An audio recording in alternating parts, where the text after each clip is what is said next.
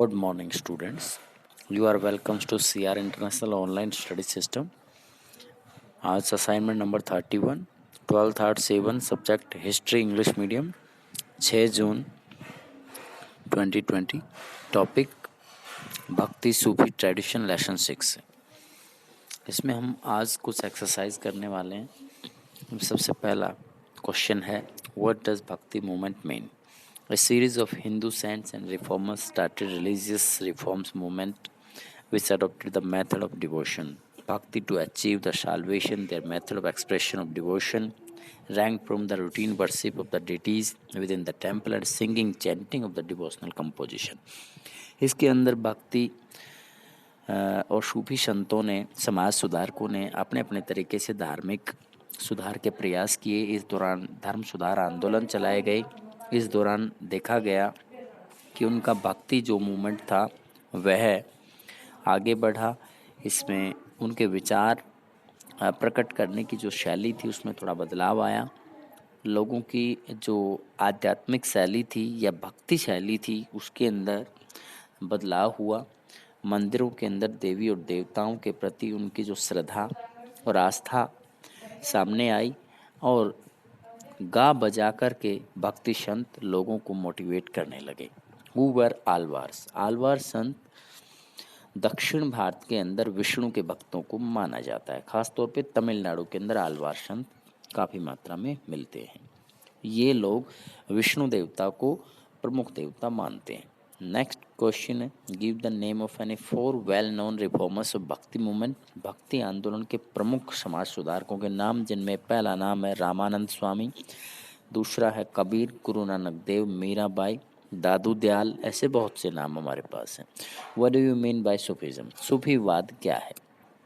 सूफी संतों ने अपने धर्म के अंदर आई हुई कमियों को दूर करने के लिए अपने विचारों को ज़्यादा से ज़्यादा प्रसारित किया। सूफी संतों ने मुस्लिम धर्म के अंदर आई हुई कमियों को दूर किया था। सूफी संत मुस्लिम संत थे और उनका भारतीय जो समाज था उस पर बहुत बड़ा प्रभाव रहा और इनका जो मुख्यतः जो स्थान माना जाता है वह ईरान के क्षेत्र में माना जाता है। यानी ईरान अफ़गानिस्तान के इलाके से ये सूफी संत के लोग आए और इन्होंने लगभग सभी अरब देशों में और मुस्लिम देशों के अंदर अपने विचारों का प्रचार प्रसार किया। हमारे यहाँ भी कुछ सूफी संत हुए हैं, जैसे शेख मोइनुद्दीन चिश्ती अजमेर के अंदर, दिल्ली के अंदर निज़ामुद्दीन नौलिया और बख्तियार काकी जैसे कुछ सूफी संत यहाँ पे हुए हैं।